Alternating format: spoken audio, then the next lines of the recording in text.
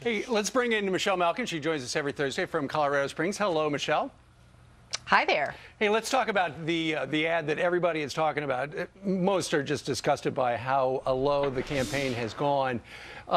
It's where a guy tells his heart-wrenching story and essentially says that Mitt Romney killed my wife. What's interesting is a campaign spokesperson and the campaign themselves are trying so desperately to distance themselves from the super PAC that put this out. Stephanie Cutter, is being referred to as a liar by the Romney campaign because she said she didn't know anything about it.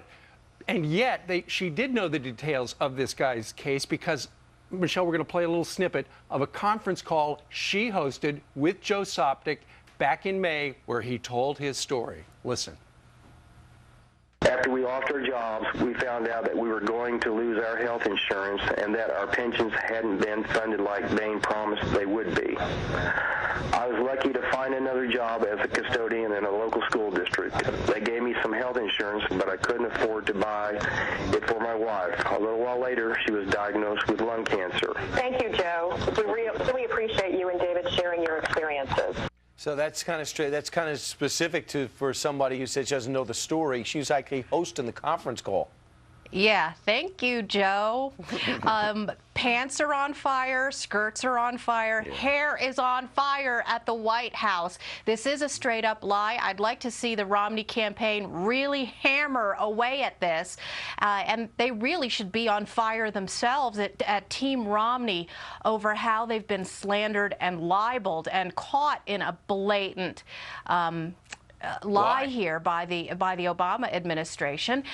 It is, and I think they should repeat it loudly. And instead, unfortunately, and of course this has been the buzz on the right, we've got Romney campaign staffers talking about Romney Care instead. Hello!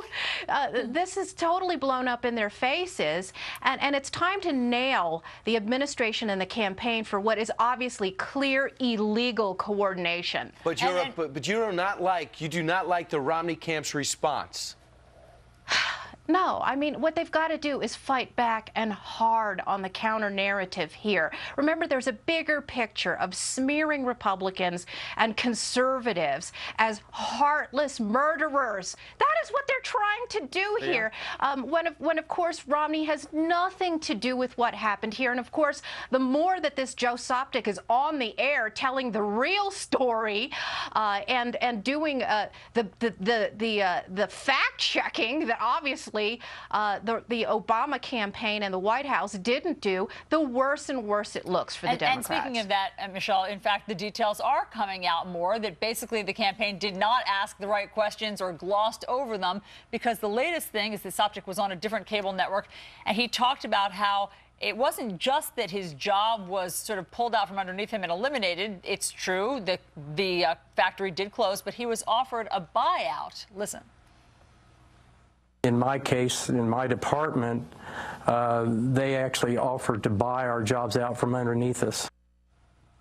Oh, so he did have the opportunity to take some cash from Bain Capital, but he chose not to. Yes, that's right. Rapacious vulture capitalism that he admitted was going to take care of him in this buyout.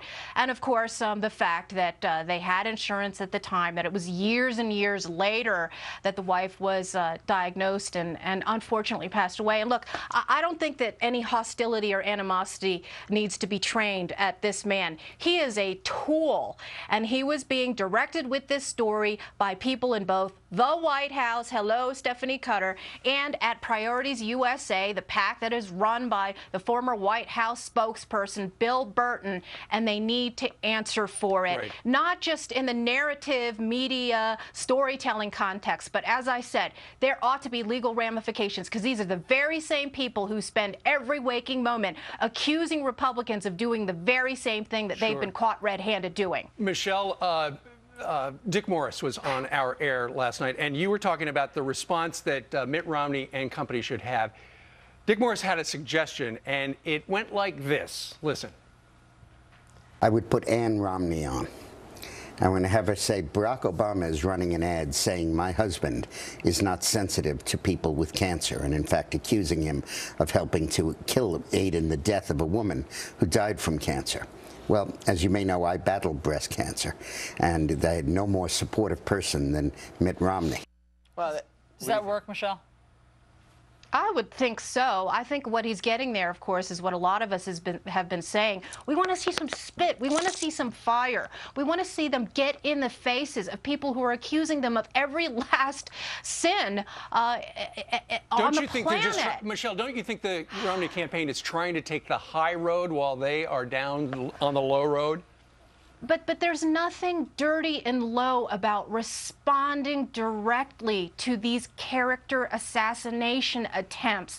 And you know what? You don't leave that to surrogates, especially when they're attacking you personally, Mitt Romney, your character, your integrity. They're attacking your wife. They're attacking your wife's horse, for goodness sake. They're attacking your way of life and our way of life. Right, Rafalca. Just for the record.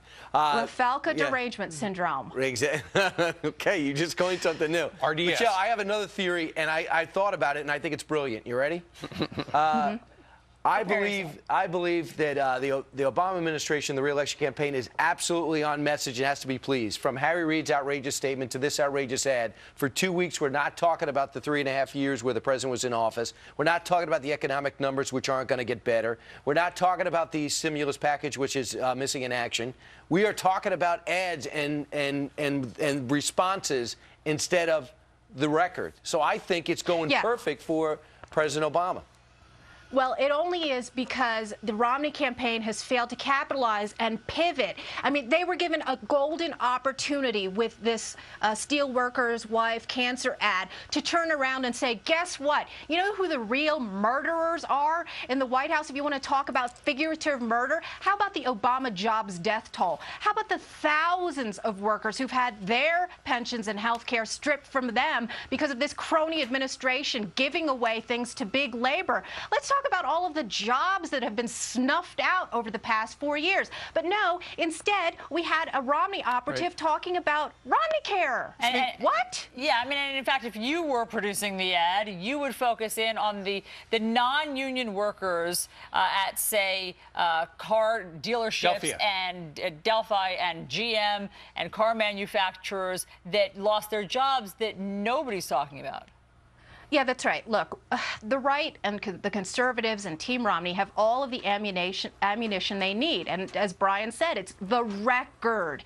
And the Romney campaign is not unfamiliar with the Delphi case. When they were in Ohio, they talked about it. They acknowledged it. I think that there was even a web ad about it a couple of months ago. This is not a new story. I reported on it in September 2010 when the plight of these workers first came to light. They've been fighting litigation, fighting the White House on obstruction and a stonewall of information on how exactly the Treasury Department and the Auto Task Force colluded to figure out and pick winners and losers on the financial obligations that they would choose to meet.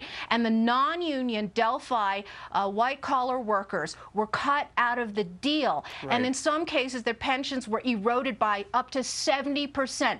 Tell their stories. There's now a web ad from Let Freedom Ring about some of their stories. But these are real people as opposed to the phony fable that's been spun by Priorities USA. What is your blood pressure right now? Is it 220 over 190? Number. I think so. They'll put on the lunchometer. Let's find out what it is. Once I have my coffee, my donut, I'll be good. All right. Breakfast for that lady in Colorado Springs. All right, Michelle, thank you very much. You bet. Take care, guys. I think she's wound up. I think a lot of people are wound up about this story. Allison, you really wound her up. I did.